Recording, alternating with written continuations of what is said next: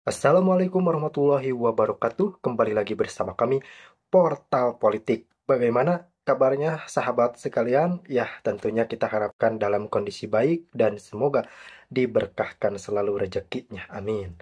Ya, kita akan melihat bagaimana situasi yang cukup chaos terjadi karena memang buntut kegagalan KPK menahan Hasto. Apa sebabnya KPK tidak menahan Hasto Kristianto? Padahal jelas-jelas Sekjen PDI Perjuangan tersebut sudah berstatus tersangka. Apakah ini ada intrik politik khususnya dari Megawati Soekarno Putri yang sebelumnya bahwa pernah mengatakan akan mendatangi KPK jika KPK berani menangkap Hasto? Ataukah penyidik KPK tidak memiliki bukti yang cukup untuk menahan Hasto? Jika belum memiliki bukti, kan kita semua tahu bahwa status Hasto sudah menjadi tersangka. Ada apa di balik semua ini? Apakah ada misteri politik yang sebenarnya kita tidak ketahui? Apa yang disembunyikan di balik tidak ditahannya Hasto? Justru Hasto semakin frontal mengajukan gugatan pra peradilan ke Pengadilan Jakarta dan membawa 1.000 pengacara untuk mengawalnya.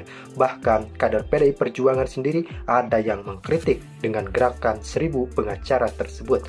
Lalu bagaimana kiprah politik Hasto dan apa gerakan-gerakan dari KPK yang sangat disayangkan tidak menahan Hasto Kristianto? Pemirsa sekalian, saya memahami keinginan Anda semua dan kegeraman Anda semua, terutama ini ternyata berkaitan langsung dengan kasus HM yakni Harun Masiku. Setelah beberapa tahun sebelumnya, dalam hal ini periode 2019-2024, kita digegerkan dengan kabar menghilangnya Harun Masiku yang berstatus sebagai buronan KPK, bahkan disebut buronan negara, entah di mana keberadaannya. Namun yang jelas KPK cukup bekerja keras untuk menyelesaikan kasus yang rumit ini. Kita tahu bahwa KPK sebelumnya telah memanggil Hasto Kristianto dalam hal pelarian Harun Masiku. Setelah diselidiki oleh tim penyidik KPK, ternyata Hasto Kristianto memiliki perannya tersendiri dalam pelarian Harun Masiku. Salah satunya adalah terkait pemusnahan barang bukti berupa handphone yang disuruh diredam kemudian dirusakkan, dan tentunya upaya berintangan antar waktu serta penghalangan penyidikan yang tentu saja semakin memperumit keadaan pada saat itu. Kita memahami keadaan penyidik KPK bahwa kasus ini sangat-sangatlah rumit. Namun meskipun rumit, kita berharap KPK melakukan tindakan berani, termasuk tidak segan dalam upaya penahanan Hasto Kristianto. Kita tentunya tahu bahwa tim penyidik sudah membeberkan semua bukti ke hadapan publik. Jadi artinya apa yang perlu ditunggu? Saya benar-benar khawatir kasus ini malah berlarut-larut dan semakin banyak melibatkan pihak hingga terbengkalainya kasus tersebut. Tentunya saya mengajak diskusi kepada Anda semua, apa nih kira-kira maksud dari KPK yang tidak menahan Hasto Kristianto? Apakah ada intrik politik menurut saudara atau ada penyebab lainnya? Silahkan tuangkan di kolom komentar sebagai tambahan surat informasi kepada untuk kita pimpinan dan KPK untuk kita semua. Langsung berkaitan kita dengan proses pra-peradilan tersebut. Apakah surat yang kami sampaikan tersebut nantinya berkaitan dengan pemeriksaan saya akan tetap dilanjutkan, atau pimpinan KPK mengambil suatu kebijakan untuk mengikuti seluruh proses pra-peradilan? Kami serahkan hal tersebut kepada pimpinan KPK. Karena kami percaya bahwa mekanisme dan prosedur hukum akan ditempuh dengan sebaik-baiknya dengan prinsip-prinsip asas praduga tak bersalah. Kemudian berkaitan dengan apa yang terjadi terhadap kasus saya, sepenuhnya baik secara formal maupun material kami telah siap.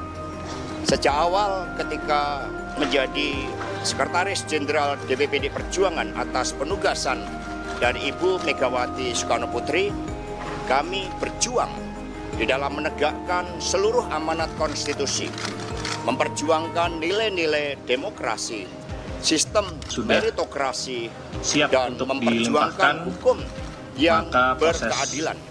Tersebut akan dilanjutkan.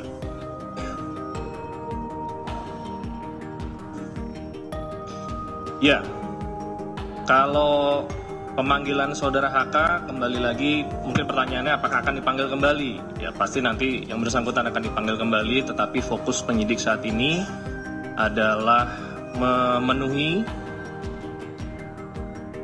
unsur perkara di tindak pidana yang sedang disangkakan kepada beliau. Fokus utamanya adalah keterangan saksi-saksi yang belum hadir dan yang akan dipanggil kemudian untuk di perkara suapnya maupun di perkara pasal 21-nya.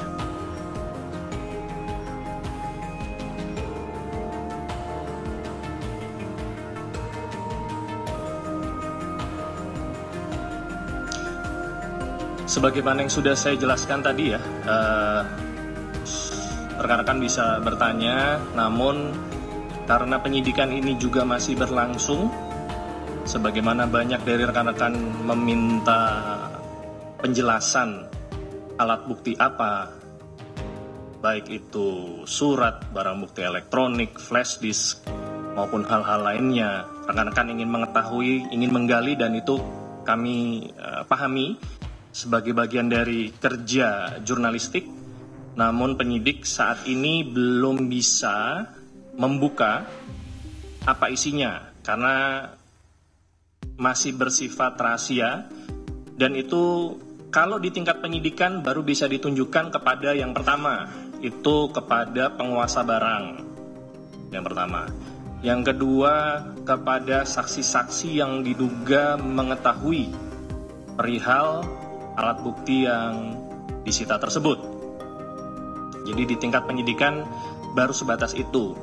Nah, rekan-rekan dan masyarakat baru bisa mengetahui apa isi, baik itu catatan maupun flash disk maupun mungkin ada laptop, barang bukti elektronik lainnya, nanti ada ruangnya pada saat perkara ini sudah dilimpahkan ke persidangan nanti.